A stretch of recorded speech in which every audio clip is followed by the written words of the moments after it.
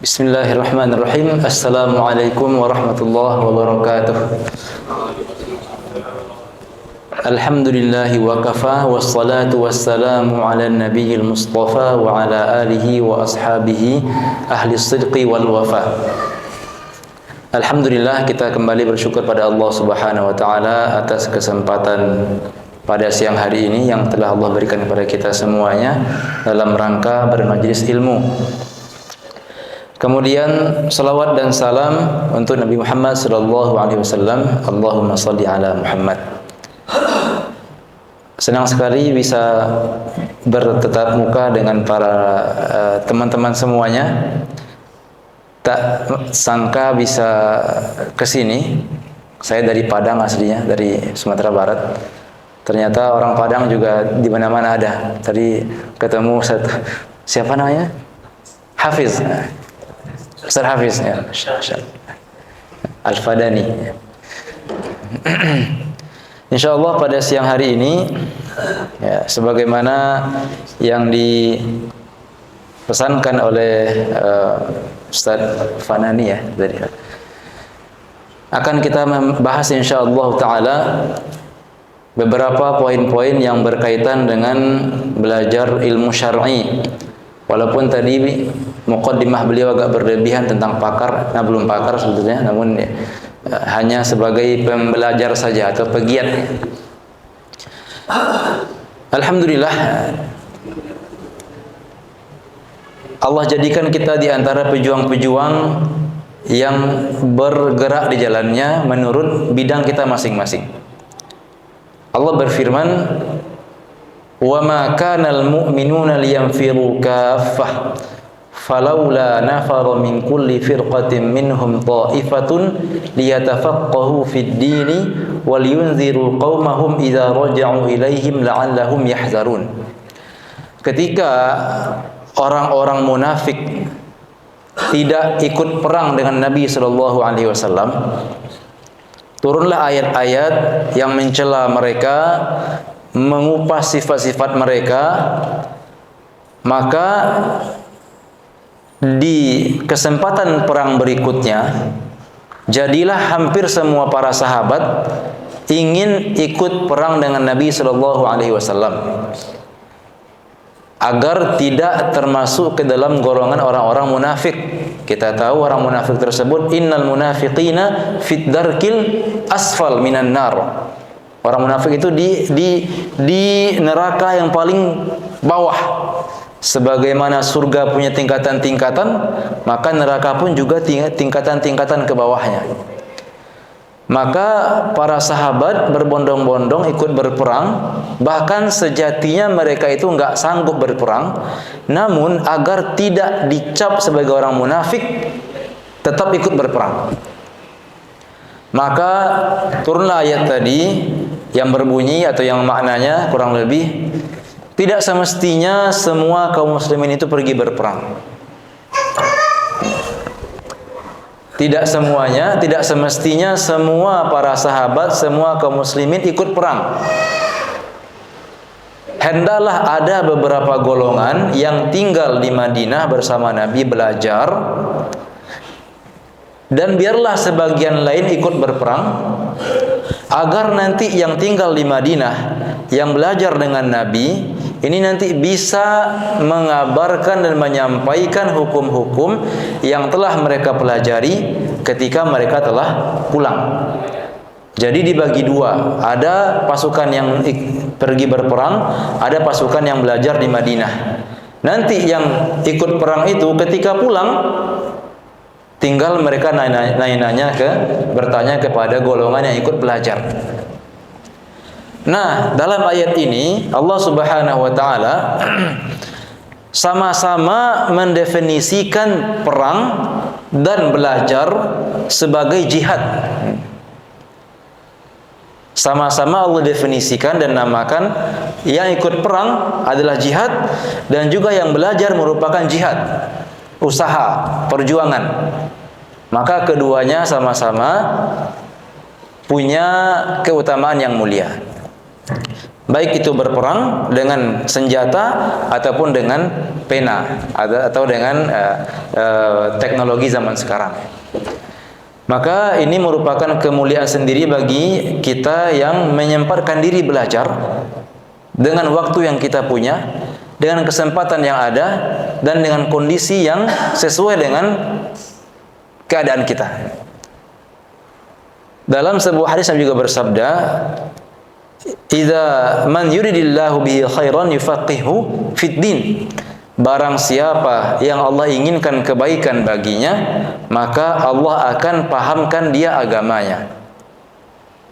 Berarti kebalikannya adalah dalam sebuah hadis juga yang dihasankan atau maknanya sahih, bahwa berarti orang yang tidak paham agamanya berarti tidak ada kebaikan padanya. Tadi Nabi bersabda, orang yang Allah inginkan kebaikan baginya, Allah mudahkan ia belajar agama. Berarti kebalikannya, orang yang tidak paham agama, maka tidak ada kebaikan padanya. Ini diantara hadis yang maknanya disahihkan oleh Imam Ibnu Hajar Al-Asqalani rahimahullah ta'ala. Jadi para teman-teman semuanya, thalabul ilmi atau menuntut ilmu tersebut merupakan diantara jihad dan diantara amalan-amalan yang punya nilai dan pahala yang tinggi. Dulu kan ilmu masih terbatas Quran zaman Nabi, Quran, hadis, kemudian bahasa Arab, serta akal untuk bisa mencerna tiga hal tadi. Quran, Allah menurunkan wahyu, hadis Nabi bersabda, bahasa Arab, bahasa mereka asli, kemudian akal yang selamat untuk mencerna dua ilmu tadi, Quran dan Sunnah. Barulah di akhir-akhir ini semakin banyak bagian-bagian dan cabang-cabang dari ilmu. Ada dibagi ilmu akidah, ilmu nahwu, ilmu sharaf, ilmu tafsir, ilmu hadis dan lain sebagainya, untuk memudahkan para penuntut ilmu untuk belajar. Karena semakin ke sini kemampuan seseorang untuk menangkap semua ilmu tersebut semakin lemah. Makanya sangat jarang sekali ada orang alim yang zaman ini menguasai semua cabang ilmu, dari hadis, tafsirnya, kemudian fikihnya, usul fikih, semuanya bahasa Arab, yang dinamakan dengan mujtahid. Sangat jarang sekali, atau bahkan mungkin tidak ada. Nah, nantinya semua ilmu-ilmu itu muaranya satu, baik dia tafsir, hadis, fikih dan lain sebagainya, ujung dan muaranya satu, yaitu sejatinya dia mengantarkan kita untuk takut pada Allah Subhanahu wa taala. Innama yakhsyallaha min ibadihil ulama. Yang takut pada Allah Subhanahu wa taala hanyalah orang yang berilmu, ulama. Maka Imam Ahmad mengatakan al-ilmu al-khasyah. Ilmu itu ya takut. Kalau dia belum merasa takut pada Allah Subhanahu wa taala, maka ilmunya enggak ada manfaatnya. Ada sebuah perkataan Imam Syafi'i rahimahullah taala, "Man lam yasun nafsahu lam yanfa'hu ilmuhu." Siapa yang belum menjaga dirinya, maka ilmunya belum memberikan manfaat baginya. Sudah tahu kita hukum begini boleh, sudah tahu kita hukum begini haram dan lain sebagainya, namun masih terkerjakan yang haram, tertinggalkan yang wajib, maka ilmu tersebut belum memberikan manfaat kepada kita. Maka dari itu sebaik-baik orang adalah orang yang berilmu dan berusaha mengamalkannya. Nabi ditanya, Rasulullah, siapa di antara kita yang paling baik wahai Rasulullah? Siapa di antara kita yang paling afdal dan paling tinggi derajatnya? Nabi berkata, khairukum fil jahiliyah, khairukum fil Islam idza faquhu. Orang yang baik di antara kalian di masa jahiliyah, dialah yang paling baik di masa Islam, dengan syarat jika mereka belajar. Di zaman tersebut sudah ada beberapa akhlak mulia, kemuliaan, kedermawanan, menjamu tamu dan lain sebagainya. Nah, orang-orang yang baik ketika jahiliyahnya, walaupun dia ketika itu masih menyembah berhala dan lain sebagainya, ketika masuk Islam, sifat fitrah baik itu masih ada dalam diri mereka. apalagi ditambah dan dihiasi dengan ilmu-ilmu agama lainnya yang mereka dapati dari Nabi sallallahu alaihi wasallam. Khairukum fil jahiliyah, khairukum fil Islam. Orang yang baik di antara kalian di masa jahiliyah, dialah yang baik di masa Islam dengan syarat idza faquhu, jika mereka faham agamanya. Jadi kalau kita kerucutkan lagi, di antara semua ilmu agama yang ada, maka ulama membagi dua biasanya. Ada namanya ilmu alat, ada ilmu tujuan. Ilmu alat yaitu ilmu yang kita pelajari demi mencapai tujuan ini. Contohnya ilmu bahasa Arab, nahwunya, sorofnya, dan lain sebagainya. Apa tujuannya? Agar bisa memahami al-tafsir, bisa memahami hadis, bisa memahami fiqih. Yang merupakan tujuan dari ilmu tersebut. Maka dari itu, tidaklah akan sama orang-orang yang mengetahui dan faqih terhadap agamanya, tidak akan sama dengan orang yang tidak tahu sama sekali dengan agamanya. Kalau kita contohnya bisa kita jabarkan dan bisa kita turunkan lagi, bahwa para ulama biasanya membagi fikih itu kepada 4 macam. Mulai dari fikih ibadah, kemudian fikih muamalah, kemudian fikih tentang nikah, dan fikih tentang jinayah atau kriminalitas. Dimulai dengan fikih ibadah, yaitu hal-hal yang kita butuhkan antara kita dengan Allah Subhanahu wa taala. Lalu barulah kita menjalin hubungan dengan sesama manusia, fikih muamalah. Ketika fikih muamalah ada jual beli, ada tentang makan dan minum, maka biasanya ketika seorang manusia telah mampu memenuhi kebutuhan syahwat perutnya, ia mulai mencari kebutuhan syahwat dari kemaluannya. Maka dibahaslah fikih tentang nikah. Kadangkala jika dua telah terpenuhi, kepenuhan syahwat perut dan syahwat kemaluan terpenuhi, kadangkala terjadi sesuatu yang bersifat kriminalitas, baik antara suami istri dan lain sebagainya, maka di akhir fikih tersebut dibahaslah fikih tentang kriminalitas. Apa hukum mencuri, apa hukuman berzina, apa hukuman selingkuh dan lain sebagainya, begal ada di sana. Maka tidaklah akan sama tentunya bagi yang bisa mengetahui dan faham ilmu ini, tidak akan sama dengan yang belum faham. Maka Allah berkata, yarfa'illahu alladhina amanu minkum walladhina utul ilma darajat. Allah akan mengangkat orang-orang yang berilmu di antara kita beberapa derajat, dengan syarat dia beriman. Amanu minkum walladzina utul ilma, beriman dan ia diberikan ilmu oleh Allah Subhanahu wa taala. Nah, para teman-teman dan rekan-rekan sekalian rahimani wa rahimakumullah.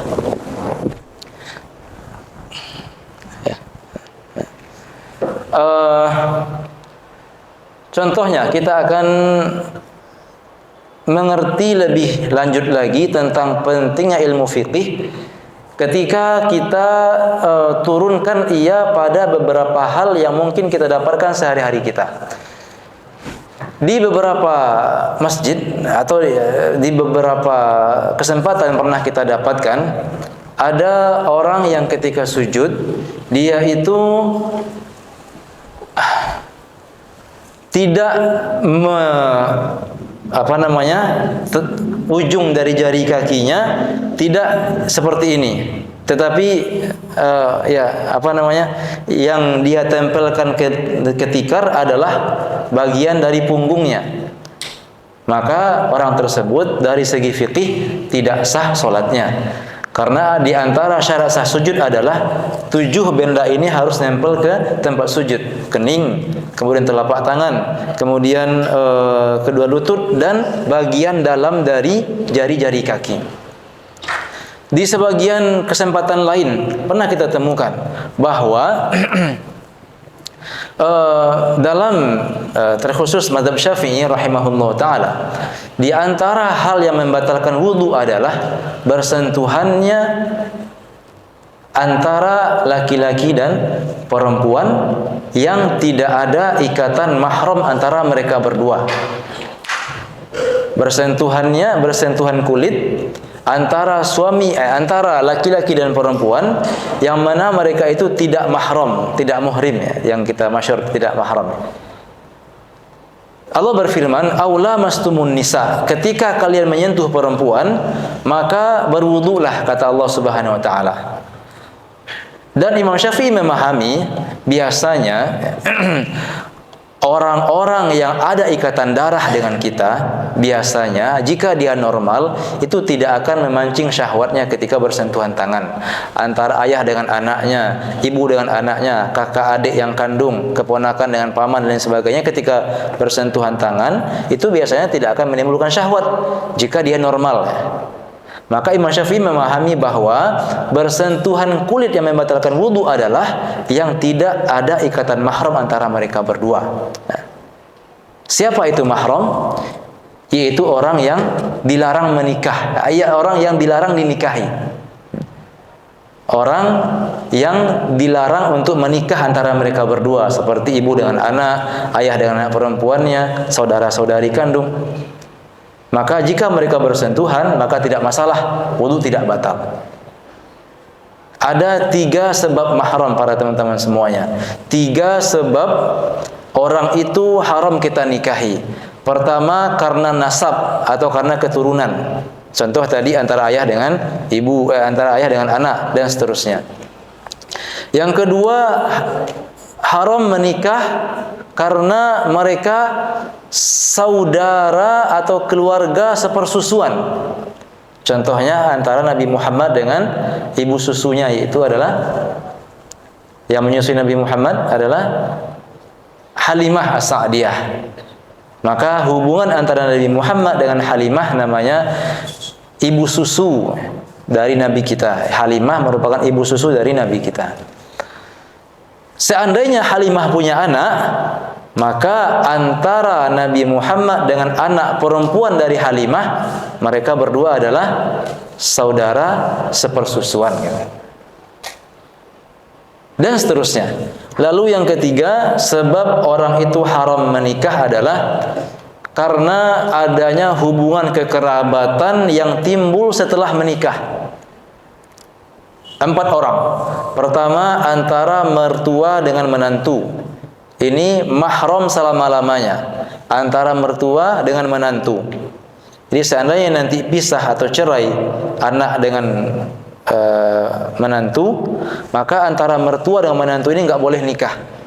Karena dengan pernikahan anak mereka itu mereka mahram sampai hari kiamat. Yang kedua, yang haram dinikahi, yang haram menikah adalah antara contohnya ada seorang suami, seorang laki-laki yang menikahi seorang perempuan yang janda. Dan janda ini sudah punya anak perempuan.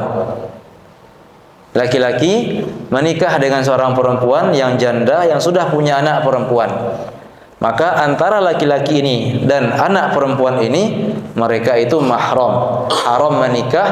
Nggak apa-apa kalau bersentuhan, tidak masalah kalau anak perempuan ini buka jilbab di depan dia.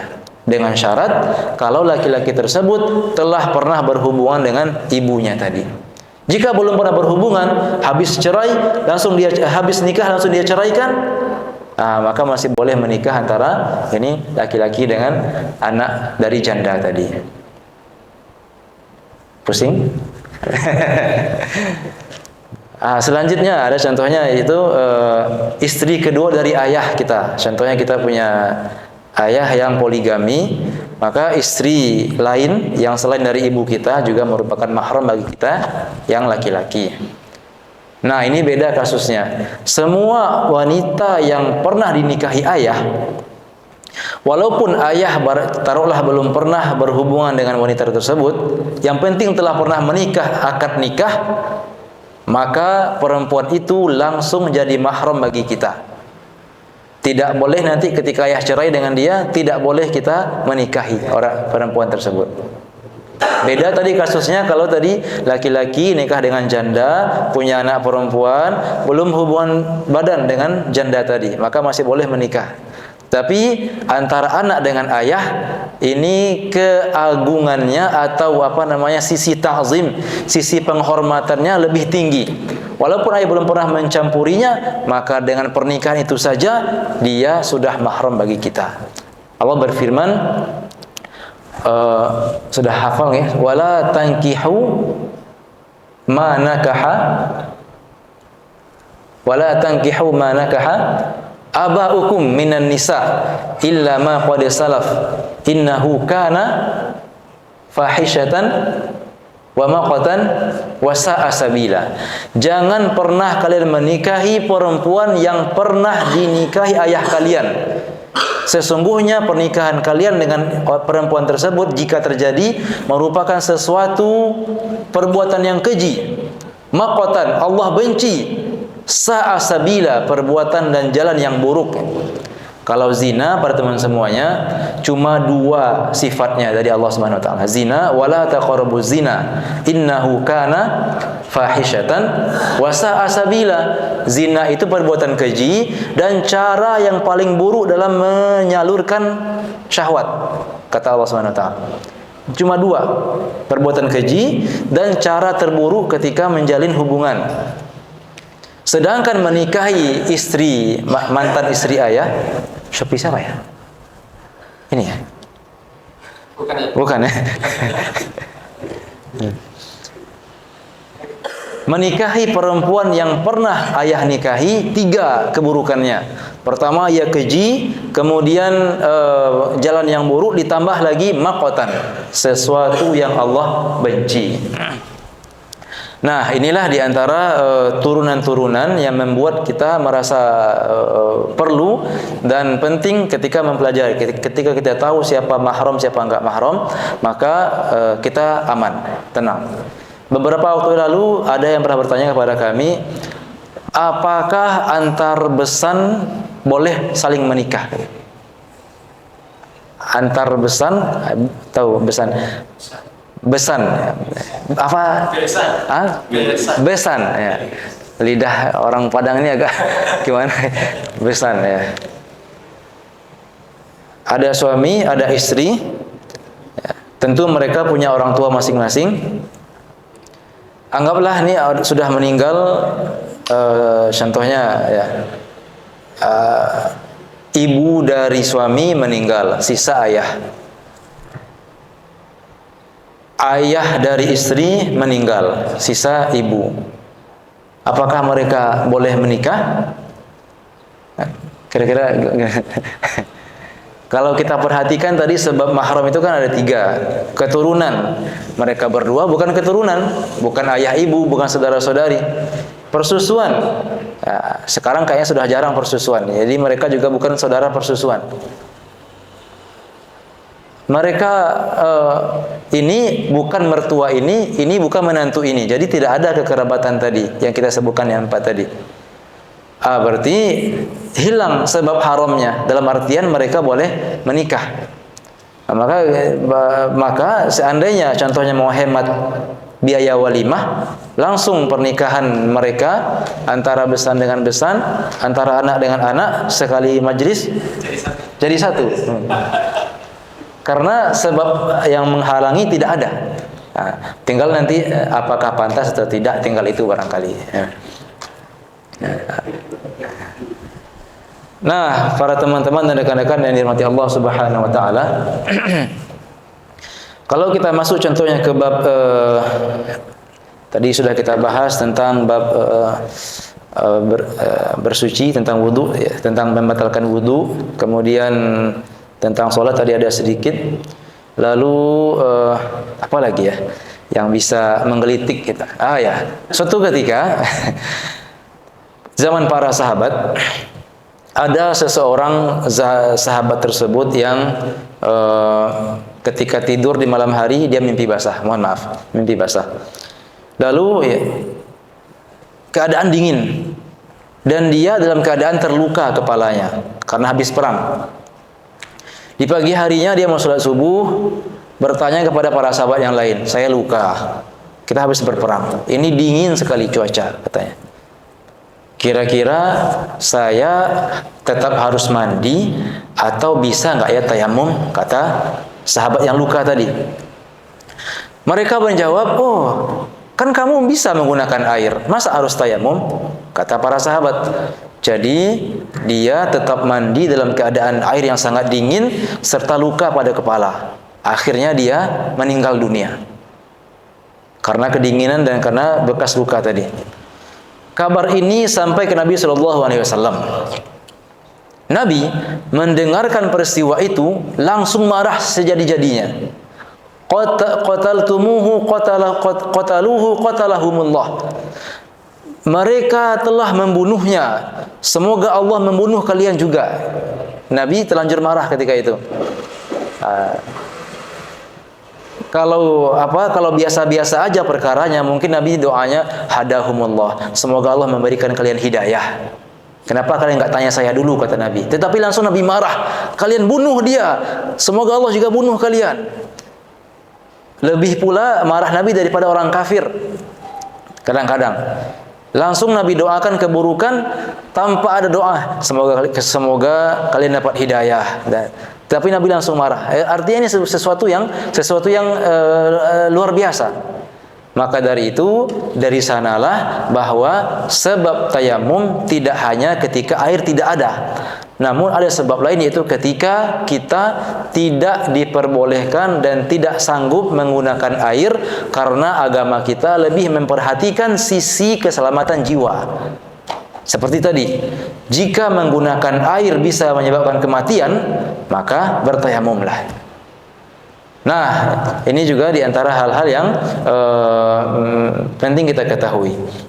Selanjutnya, contohnya, bagi kita yang punya anak, kita tahu bahwa diantara syarat sah azan adalah sang muazzin minimal dia itu harus seorang yang mumayyiz. Ada 3 tingkatan anak kecil: bocil, anak-anak, mumayyiz, baligh.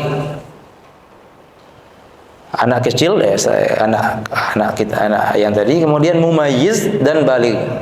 Jadi mumayyiz ini masa peralihan dari masa kecil ke masa baligh.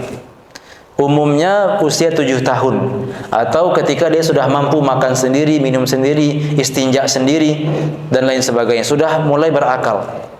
Sedangkan baligh ini merupakan suatu masa yang mana jika seorang anak telah baligh, maka beberapa beban syariat sudah dibebankan kepadanya. Sebelumnya masih aman, buka jilbab nggak masalah, nggak sholat pun nggak berdosa, nggak puasa nggak berdosa. Tetapi ketika dia sudah baligh, maka jangan sampai ada yang kelihatan darinya kecuali ini dan ini bagi perempuan. Sudah wajib sholat dan puasa, jika ditinggalkan maka berdosa. Nah, maka dari itu ada 3 tanda-tanda seseorang tersebut dikatakan baligh. Ada di kitab Safinatun Najah.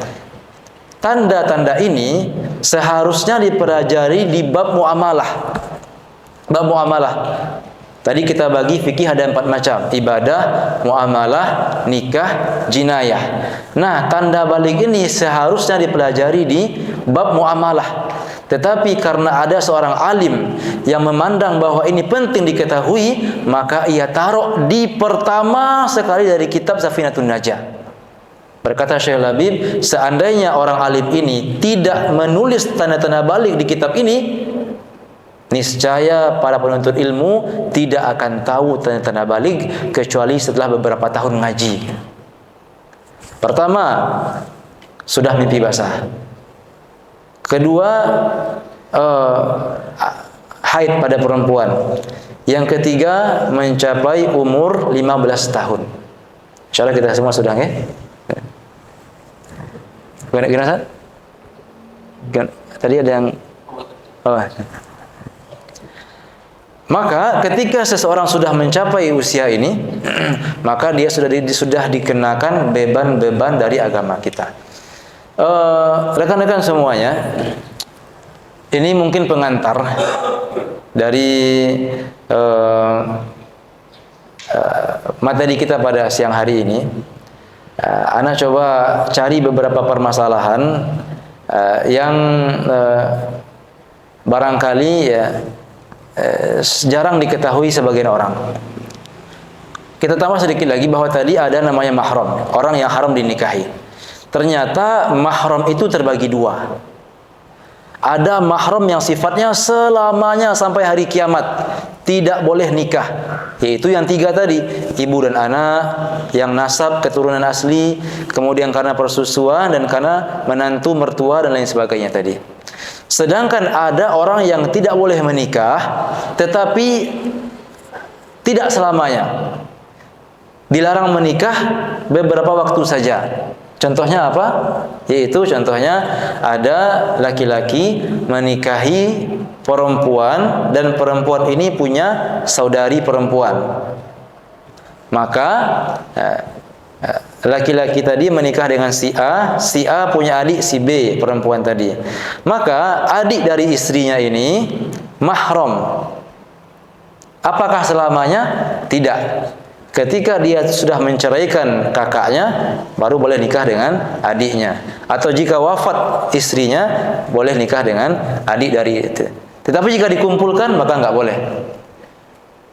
Langsung menikahi dua perempuan, yang adik kakak kandung tidak boleh. Yang tidak kakak kandung boleh. Biasanya kita saksikan di Instagram atau di mana langsung menikahi dua perempuan. Kalau enggak kandung boleh-boleh aja. Tetapi kalau kandung, saudara kandung maka tidak boleh. Contoh lain adalah perempuan yang haram dinikahi sementara. Yaitu contohnya adalah istri orang. Istri teman. Atau pokoknya istri orang lain lah pokoknya. Tentu ketika dia masih berstatus istri orang, maka nggak boleh nikah dong. Tetapi jika telah cerai atau suaminya wafat, maka baru boleh menikahinya. Ini namanya mahram sementara. Yang tadi mahram abadi selamanya, sampai hari kiamat nggak boleh menikah. Nah, adapun yang berkaitan dengan darah perempuan, maka nanti bisa bikin ngantuk yang laki-laki kalau kita bahas. Tapi untuk kisi-kisinya bahwa perempuan atau darah yang keluar dari perempuan ada tiga.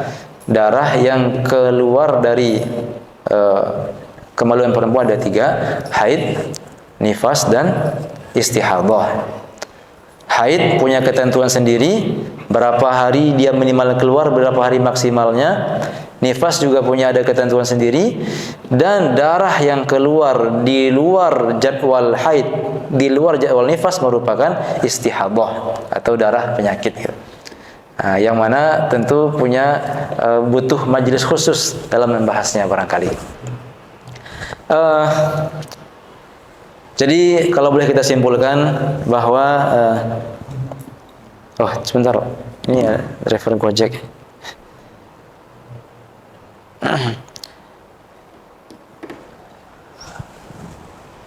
Ada Gojek di luar, mau dibantu? Langsung bawa. Boleh bawa HP ini.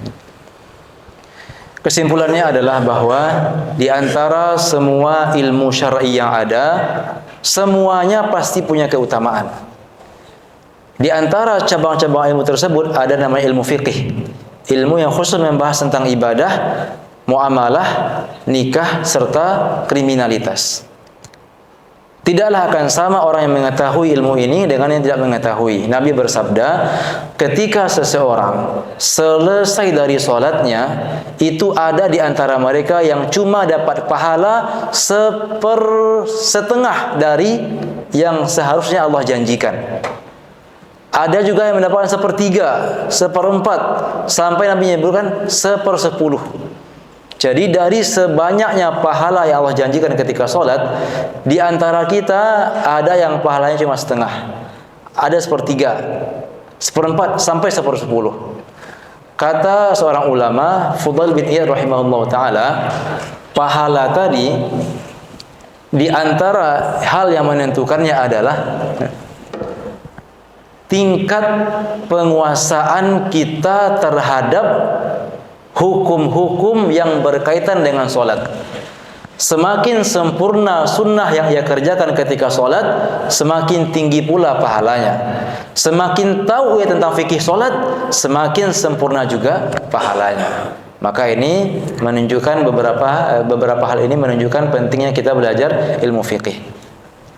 Ini juga diantara teman kami dan Uda atau kakak dari saya yang kebetulan sekampung dari Padang, Dadiga. Ada juga dari Padang satu. Dia ada dua dari Padang sini. Untuk materi barangkali sampai di sini saja. Takut nanti kelamaan dan